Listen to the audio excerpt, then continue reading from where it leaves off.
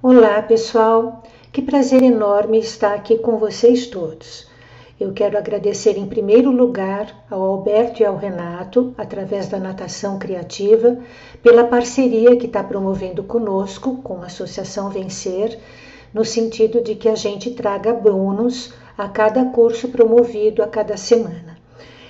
Eu vou ser uma mensageira desse trabalho e eu gostaria muito de poder agregar conhecimento a tudo de muito bom que está sendo promovido nesses cursos, ao conhecimento que a psicomotricidade nos traz na aplicação dentro dos processos de natação. Há muitos anos atrás, precisamente em 1996, eu publiquei um livro, Natação segundo a Psicomotricidade, que me trouxe um destaque muito grande dentro da área da educação física, no sentido de que era uma nova maneira de aprender, era uma nova forma de se propor a aprendizagem aquática.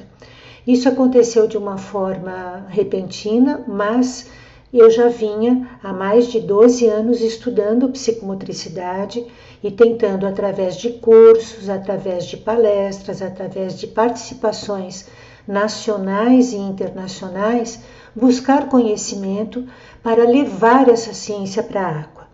Então, assim, eu tenho um orgulho muito grande de ser uma das pioneiras a trazer esse trabalho dentro do universo aquático e fico muito feliz que hoje a gente tem um reconhecimento muito grande na área. Eu percebo que tive vários sucessores e vários discípulos que hoje estão se destacando muito no mercado e eu vejo, por exemplo, no congresso que a Sandrinha promove anualmente, do INAT, sempre a psicomotricidade sendo reconhecida como uma estratégia de intervenção muito importante para todas as áreas, não só na área da aprendizagem, como da estimulação para bebês, como de treinamento, e tenho grandes amigos que foram assim meus avalistas nesse trabalho durante a vida toda. O Alberto e o William são dois deles. Bem, como nós vamos proceder a cada bônus? A nossa proposta é a seguinte, que sempre escolheremos um dos temas do dia e nesse tema vamos agregar conhecimento psicomotor. Nós não estamos nem validando e nem recusando o que foi proposto no curso, nós só estamos complementando. E isso é muito interessante, porque cada um, dentro do seu universo de trabalho, tem oportunidade de agregar um pouquinho mais de conhecimento, porque afinal de contas, conhecimento não ocupa espaço. Ele só amplia a nossa capacidade do saber. E a sabedoria no mundo de hoje é algo muito importante. Vocês veem que estamos vivendo uma pandemia onde, se não tivermos sabedoria, vamos adoecer. E já estamos adoecendo, né? Pela extensão do confinamento, isso tudo já está acontecendo. Hoje, em especial, eu solicitei aos parceiros que eu pudesse apresentar a primeira visão elaborada através do meu livro Natação segundo a Psicomotricidade, publicado em 96, o que a gente promove em relação ao que é a psicomotricidade aplicada na aprendizagem, tanto a aprendizagem básica quanto ao próprio treinamento. É um vídeo antigo, mas totalmente atualizado, porque na verdade todo esse período eu apliquei esse trabalho dentro da nossa entidade, tanto da Flechinha quanto da associação, e eu vejo que ele se encaixa muito a cada live, a cada curso, a cada contato profissional que eu tenho, eu vejo o quanto uma gotinha desse livro foi colocada dentro daquela intervenção, dentro daquela metodologia. Agora, eu queria deixar claro também que nós não temos uma metodologia, nós não temos um método. A psicomotricidade, ela é uma ciência. E enquanto ciência, ela tem que ser aplicada nos seus conceitos básicos. E esses conceitos básicos, eles se fundamentam através de uma boa formação em psicomotricidade. Atualmente no Brasil, a formação só existe em pós-graduação. Nós não temos ainda uma faculdade de psicomotricidade em termos de graduação. mas nós temos vários cursos de pós-graduação. Em especial, nós da associação promovemos cursos de pós-graduação e já estamos na nossa 7ª turma. Eu, pessoalmente, enquanto Cacilda, trabalhei muitos anos em outras universidades e eu tenho mais de 20 turmas formadas pelo Brasil todo. Então, para a gente aprender psicomotricidade, a gente, em primeiro lugar, tem que ter uma graduação, ou na área da educação, ou na área da saúde, e esses conceitos e esses conhecimentos são aprendidos para valorizar a sua própria atuação. Então, não é só a atuação do educador físico, mas a formação de um fisioterapeuta, de um fonoaudiólogo, de um pedagogo, de um psicólogo. Então, é uma especialização aplicada em diferentes áreas, tanto da saúde quanto da educação, que é o que prima no Brasil. Nesse trabalho que a gente vai apresentar, nesse vídeo, que não é atual, mas ele é antigo, mas ele é atual, eu quero que vocês observem quais são os conceitos que nós temos a cada fase da aprendizagem. E aí, ao final, a gente vai bater um papinho a respeito do que a gente viu e fazer os links com cada um em relação ao que cada um pratica, né? Nós temos aqui profissionais que praticam a aprendizagem da natação para faixas etárias precoces, como bebê e infantil, tem outros que trabalham somente com adultos, tem outros que trabalham só com natação adaptada, outros que trabalham só com hidroginástica, enfim. A psicomotricidade ela é uma ciência extremamente abrangente, ela é a ciência do equilíbrio humano e, como tal, ela se aplica em todas as modalidades.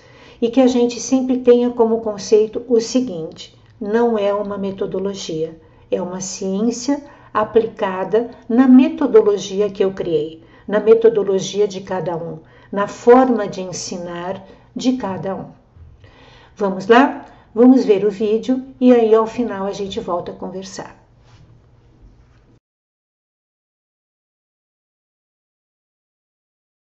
O processo psicomotor resgata a naturalidade e a simplicidade do saber. Ensinar a nadar para a psicomotricidade é respeitar os princípios do desenvolvimento humano. O ato motor não é um processo isolado, envolve, além do físico, a personalidade de cada um. A aprendizagem da natação, segundo essa ciência, deve caminhar no sentido de uma formação total, racionalizando movimentos sem inibir a criatividade, a espontaneidade e a liberdade, promovendo ao aluno a significação e o sentido do que está realizando. A aprendizagem desse esporte envolve 2 aspectos especiais. Equilíbrio aquático. Devido à perda dos apoios plantares, a mudança de posição do corpo da vertical para a horizontal e a ação da gravidade diminuída. Respiração. Pela necessidade de uma nova conscientização desse processo, onde a expiração é predominantemente oral. A metodologia deverá promover situações espontâneas, vividas por cada aluno. Essas situações necessitam ser estimuladoras, mas respeitando-se o nível de desenvolvimento psicomotor de cada um.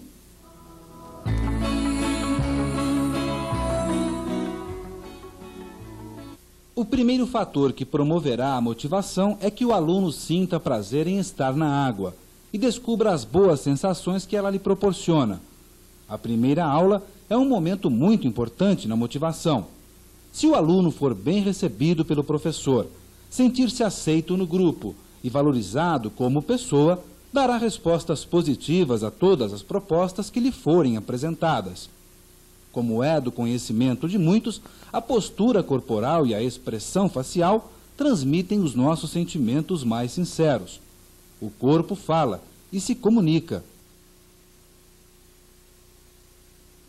Vejam como se nos apresenta a nossa amiguinha Fefê, desde o primeiro dia de aula até as aulas subsequentes, depois de um trabalho de motivação.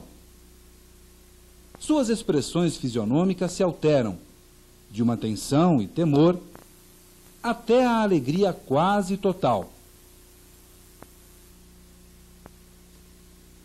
Seu corpo passa da flexão e tensão de seus segmentos até grandes expressões motoras descontraídas. Sua postura na piscina vai do isolamento, passa pela conquista de um e mais amigos e chega à total socialização.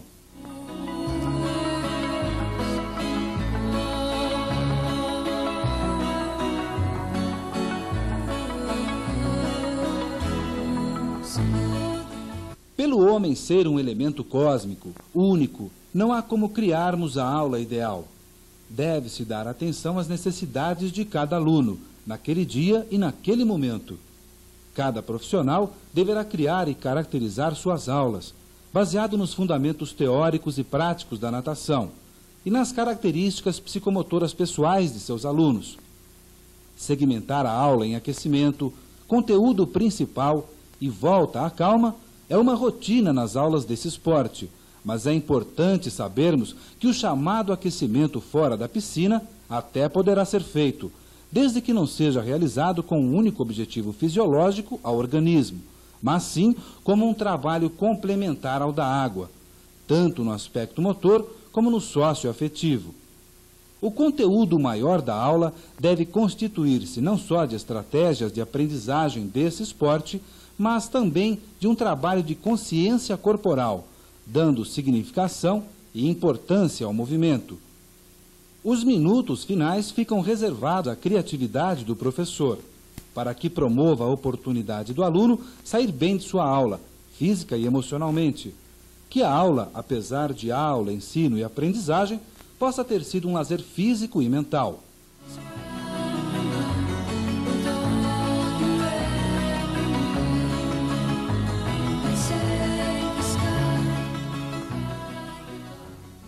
Utilizar materiais em determinados momentos da aula poderá ser estratégia pedagógica e corretiva. Principalmente na fase inicial da aprendizagem, acreditamos que nenhum material poderá substituir o professor dentro d'água. A relação entre professor e aluno cria um ambiente de segurança e afeto, que será fundamental nos futuros desempenhos. Importante quanto à utilização de materiais é a conscientização do aluno de como e quando usá-lo. Que os materiais sejam considerados como acessórios e não como equipamentos.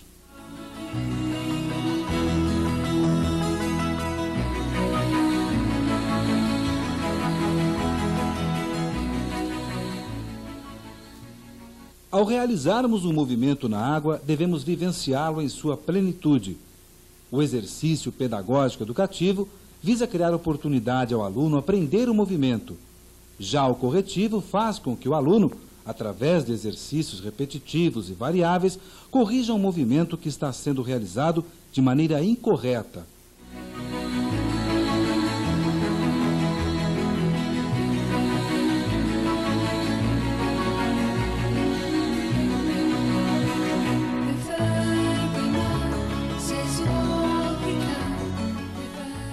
Para um desenvolvimento harmonioso da criança, é necessário uma grande quantidade de estímulo em aula.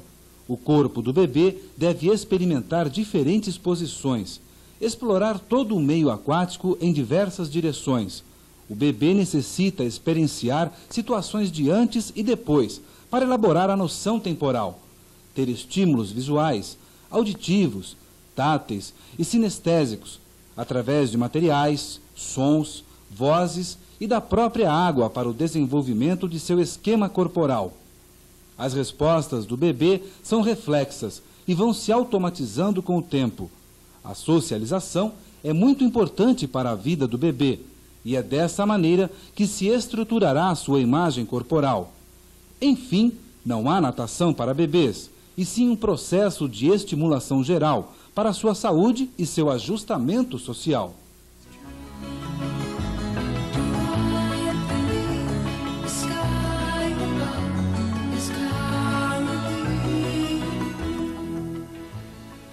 O aprendizado da criança é feito através de brincadeiras, fantasias e muita ação, respeitando-se as individualidades e utilizando-se jogos como estratégias de aprendizagem. Até os 7 anos, a criança deve experimentar todas as situações corporais possíveis. Sua interação com a água de maneira livre e espontânea é o maior enriquecimento para a aprendizagem.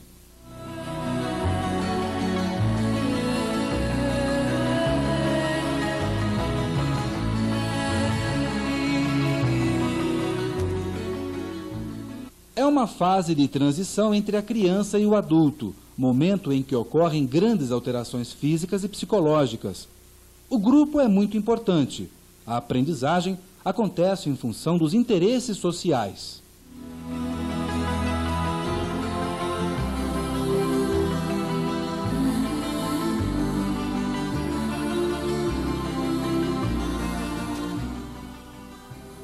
O adulto é bastante resistente em relação à aprendizagem. Precisamos ajudá-lo a reagir contra o negativismo. Ele deve ser tratado não como criança, mas com as mesmas estratégias, explicando-lhe o porquê de cada exercício. Necessita de coragem e iniciativa, e o estímulo do professor lhe fará poder acreditar nas suas potencialidades.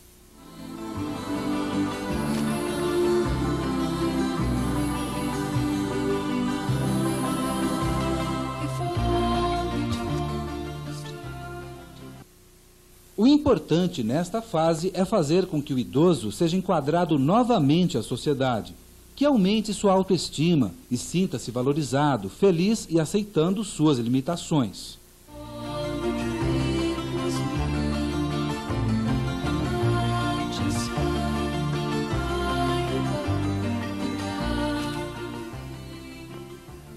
O objetivo primordial com essas pessoas especiais é o bem-estar e uma melhor qualidade de vida. É preciso ajudá-las a adquirir confiança e sentirem o prazer da realização.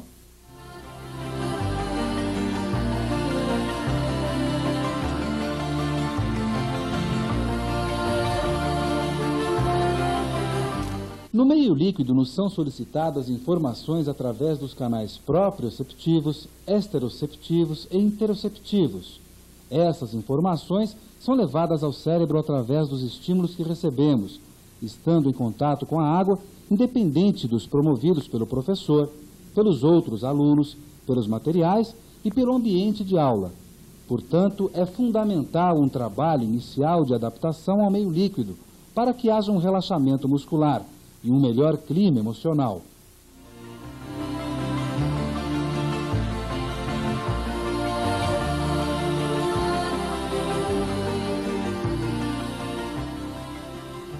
O importante nesta etapa é o respeito pela fase de desenvolvimento em que o aluno se encontra. Iniciamos esse processo pela ambientação, onde ele irá conhecer o espaço, fazer amizade com a água, procurar intimidade com o ambiente, que é totalmente diferente daquele que vive. Antes de mais nada, o contato físico-social que seu aluno terá com o professor será o fator essencial nesta etapa da aprendizagem.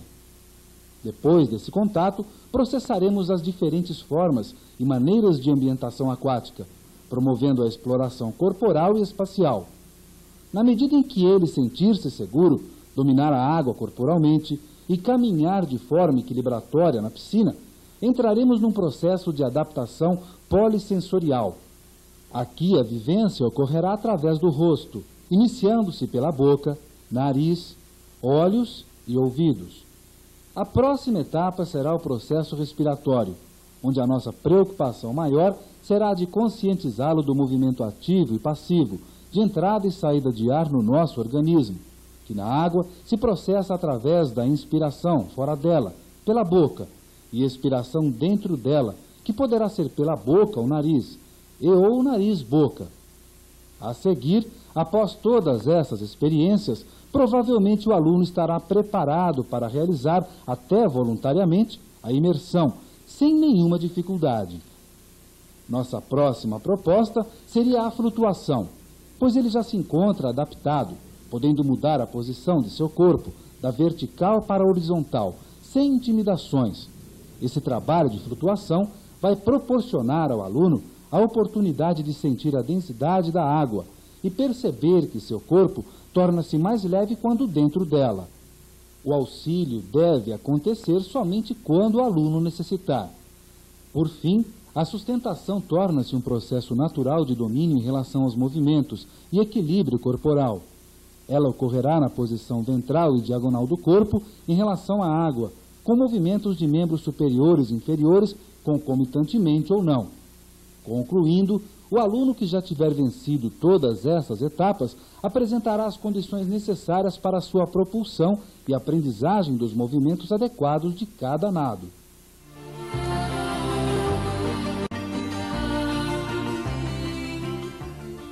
Cada proposta de trabalho necessita de metas a serem cumpridas para se atingir os objetivos determinados. Portanto, tudo que nos propusermos ensinar ou aprender só será verdadeiro se houver uma avaliação dos desempenhos e dos resultados. Isso é necessário não somente para o aluno, mas também para o professor. Poderá ter periodicidade mensal, bimestral ou trimestral. Os critérios adotados são aqueles que nos identifiquem se o aluno alcançou ou não os objetivos de cada fase. Para isso, utilizamos os aspectos técnico para adaptação, aprendizagem e aperfeiçoamento, e o comportamental para frequência, assiduidade, atuação, interesse em aula e relacionamento com o professor e colegas de turma. Tudo isso poderá ser documentado em fichas.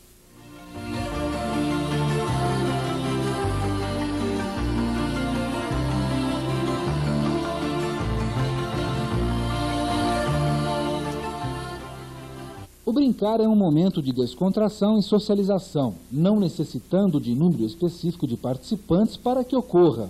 É um processo educativo e até formativo que influencia o intelecto, o emocional e o corpo. Nós, da área de natação, contamos ainda com um ambiente diferente para a realização de brincadeiras, que é o meio líquido, e a água é o nosso maior brinquedo.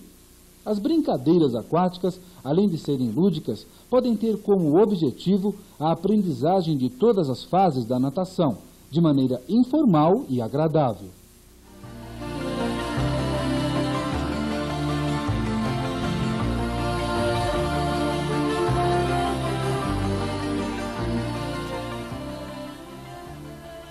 O jogo é uma brincadeira que obedecerá algumas regras impostas pelo professor, como duração, número de participantes, espaço e materiais.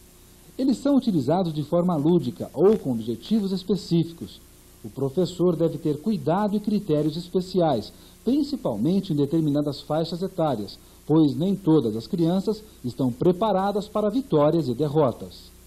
Além da natação, brincadeiras e jogos, há outras modalidades aquáticas que proporcionam aos participantes, além de conhecimento e prazer, uma prática esportiva saudável e até competitiva.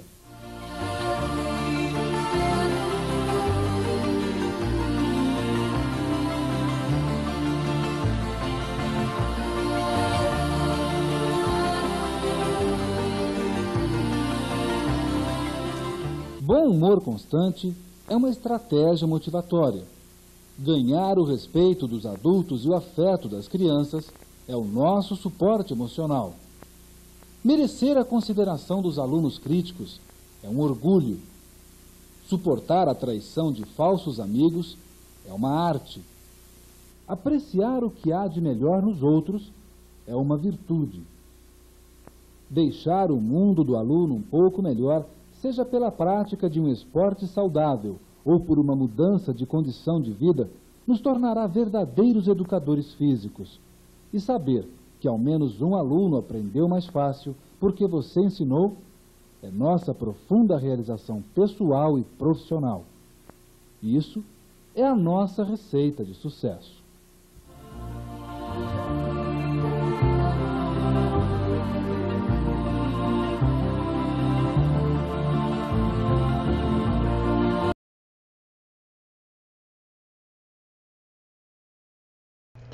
E aí, pessoal, como foi?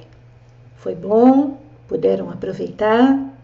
Espero que a cada momento tenham tido concentração, para o que a gente estava tentando mostrar. E me perdoem a qualidade do vídeo, que realmente não é das melhores. Mas eu queria ressaltar aqui um resumo para que a gente possa entender qual é a influência que a psicomotricidade tem nos processos de aprendizagem de natação todos, seja em vivências aquáticas, seja em trabalhos pedagógicos, sejam trabalhos corretivos ou até treinamento. Em primeiro lugar, essa ciência ela tem como meta e como objetivo promover o prazer. nós temos uma tríade psicomotora muito importante, que é corpo, mente e prazer. Nós temos no nosso aspecto biológico, que é este universo biológico e físico nosso, chamado corpo, onde a gente mora, onde mora um sujeito. Esse sujeito tem uma história de vida muito importante e totalmente diferenciada de outras histórias de vida e de outros corpos. O que é importante que a gente ressalte é que essa individualidade, esse olhar para cada um de uma maneira muito específica, é uma das, vamos dizer assim, leis da psicomotricidade. É muito importante. Então, nós não podemos considerar o grupo, e sim considerar aquele indivíduo. Eles têm características próprias, ele tem necessidades específicas e ele tem a sua própria subjetividade. Então, por mais que tenhamos num grupo X alunos com X idade, nós temos que sempre vê-los individualmente. É claro que nós não vamos fazer um trabalho personal. O trabalho personal tem outras características e que depois em outros vídeos nós vamos conversar melhor a respeito, porque a visão da psicomotricidade para o trabalho personal não é uma visão só pedagógica. Enfim, voltando a este aprendizagem geral. Na aprendizagem geral, você tendo sempre em mente que existe uma tríade, você respeitar as dificuldades de cada um e elaborar outras propostas diferenciadas. Outro detalhe da psicomotricidade dentro da aprendizagem da natação. Qual é a diferença que existe entre um educador físico sem nenhum conhecimento de psicomotricidade e um outro educador físico que tem o conhecimento dessa ciência? Aquele que não tem conhecimento, ele cumpre fielmente o seu objetivo, ensinar a nadar. É essa a proposta dele, ele está lá para isso. Então, propor diferentes estratégias, utilizar diferentes metodologias, se munir de materiais específicos, enfim, ele vai fazer o que ele foi contratado ou o que ele deve fazer, ensinar a nadar. Já um profissional de educação física com conhecimento psicomotor, o objetivo maior dele não é esse, não é o ensinar a nadar. Ele tem, em primeiro lugar, promover prazer, promover vivências aquáticas exploratórias e pessoais. Então, o aprender é quase uma consequência das vivências que esse aluno pode ser ofertado a ele. Então, é muito importante para a psicomotricidade o diálogo tônico com esse aluno, a liberdade de expressão deste aluno, a euforia, o entusiasmo, tudo que a água nos promove pelas suas qualidades físico-químicas, elas são estimulatórias. E nós precisamos permitir isso. Então, para o trabalho em conjunto com a psicomotricidade, além da individualidade respeitada, é preciso se promover bem-estar, prazer em estar na água. É aquele aluno que sai da água não querendo sair e desejoso de voltar. Um terceiro aspecto psicomotor, que eu acredito que vocês tenham observado através do vídeo, é quanto é importante nós respeitarmos os níveis de desenvolvimento neuropsicomotor. Nós não podemos explorar algo que aquele aluno ainda não está capacitado para nos dar de resposta. Então, não só no sentido do crescimento humano, mas também no sentido da minha faixa etária. Por exemplo, um adulto, ele é muito negativista, muitas vezes, na aprendizagem da natação. Ele se considera incapaz, ele acha que já passou da idade, ele tem resistências físicas, ele tem bloqueios motores, fora isso ele deve ter traumas registrados no corpo e assim por diante. E o adulto gosta muito de uma explicação técnica a respeito do movimento. Então, a abordagem com o adulto é totalmente diferente da abordagem que a gente faz com uma criança. O idoso, O idoso não é uma criança, não pode ser tratado como criança e nem com os diminutivos que normalmente nós utilizamos. O idoso tem que ser respeitado nas suas limitações, que não são idealizadas, são reais. Há perdas, já há impossibilidades. Já temos que começar a fazer uma adaptação com o idoso. Enfim, se nós respeitarmos o aluno na sua individualidade, se nós promovermos o prazer e se nós tivermos como meta aquilo que aquela faixa etária pode me oferecer, nós estamos já caminhando por um percurso psicomotor. Pessoal, eu não quero me estender mais, porque eu só tenho meus 30 minutinhos de bônus, mas saiba que foi um enorme prazer estar com vocês aqui. Até o próximo. Um beijo no coração de cada um.